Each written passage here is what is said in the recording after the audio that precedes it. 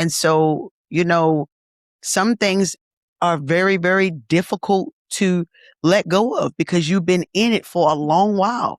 You know, it becomes a part of your makeup, a part of your identity, you know, and so, you know, releasing it now brings a level of fear because you're like, well, who am I going to be without this? Or this is my security. And so what do I do with, now that I'm going to let this go? Who am I? How is this going to help keep me mellow? What do I do now if I'm going to release that? And this is the thing that kept me mellow. Listen, yeah, I really, this is good. This is good. I mean, because it is like, and that, like, that is the feeling. I think even when we talk about being a new creature, right? You know, like I said, old things are passed away. Sometimes though, like the old things don't pass away because we won't allow them to die. No. It's it's hard, it's You're tough. right. But you know, it's the commitment to doing it every day. Right. There was a guy, who had come to, one of the services that we had at the prison. And he'd been coming for, for a little while. But this week he said, he was like, I want to be able to do it. Like, but I'm not gonna lie, I get in these situations and I do want to do the other things. And like he said, but like I'm tired of it. But on the other Right. hand, like it's too hard for me to just stop. And so we talked, and I'm like, you have to stop thinking of it like, like a episode of Bewitched. Like, you know what I'm saying? Like, you just going, and all Right. of a sudden it's gonna be like it's gonna be done. Like, don't worry about tomorrow. It's like, just try to live safe today. Today.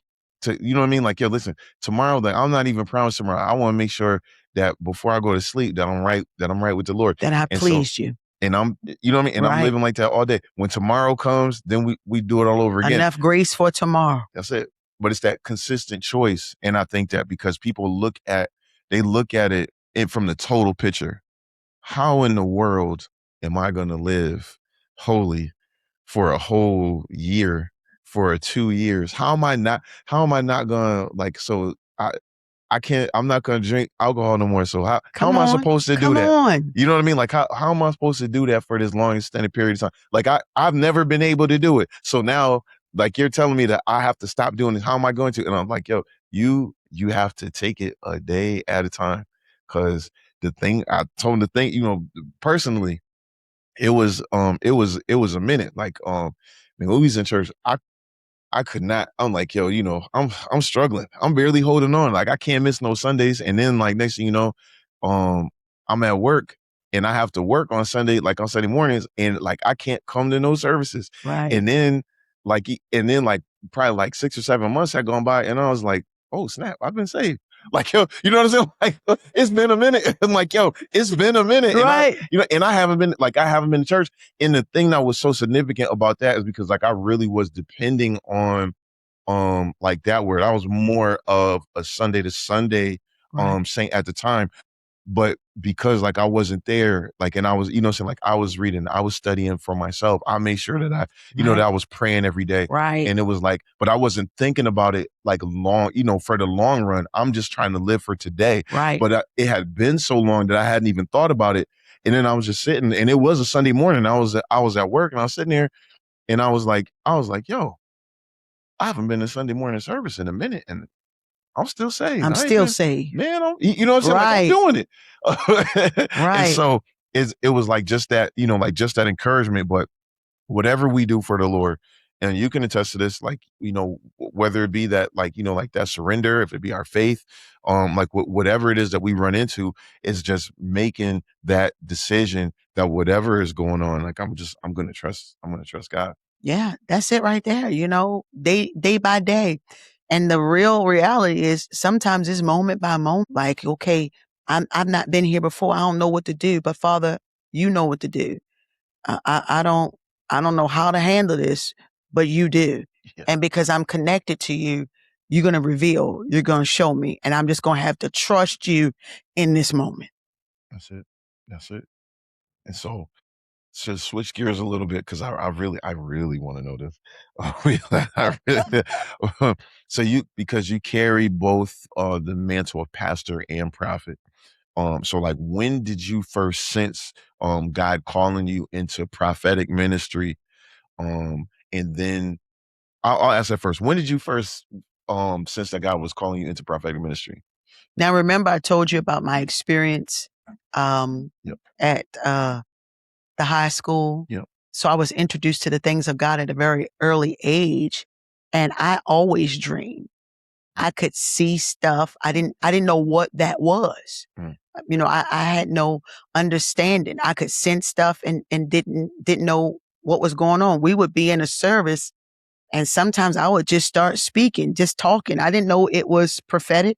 Mm. I just flowed in what I sensed. I flowed in what I believe the Father was saying or doing. And so, through me growing in the things of God, and I was connected to prophetic ministries. And so I began to get trained in that. And I can remember one time I was sitting in service, and my pastor at the time called me out, and he began to talk to me and say to me, the giftings that was down on the inside of me. And I'm like, wow, because I trusted him, I submitted to what my leader needed me to do, to take the training, to go in it, because I was already functioning in it. So I had function before I had title. I was already doing it. I just didn't know that I was doing it. So you don't get the title and then function. Right. You have function Yeah. before title. That's good. Yeah. So, I mean, even back in high school, I was flowing prophetically and didn't even know it. Wow. Yeah. I Just saying stuff and had no idea. think people perceive that different than you know what I mean, like than what it than what because you're saying like you didn't realize it at the time. Is just something that you were doing. Right. Um, there's I think when you're when you're in service and you and you see that, you're thinking it's like a TV show type of thing. Like, you know what I mean? Like this, like now, like all of a sudden one morning I woke up with superpowers Mm-mm. and like what I mean? Like and it's one of those things and that's what people look for. And also so in the way that it relates to the way that they hear the Lord, like they're expecting to you know what I'm saying? Like, Mhm. hey, like, I want to be able to close my eyes and see a vision like John did in Revelation. Like, Right. you know what I mean? Like, when and the Lord, you know what I mean? And bypass all of the ways that the Lord is speaking Right. at that time because you want this, this specific thing.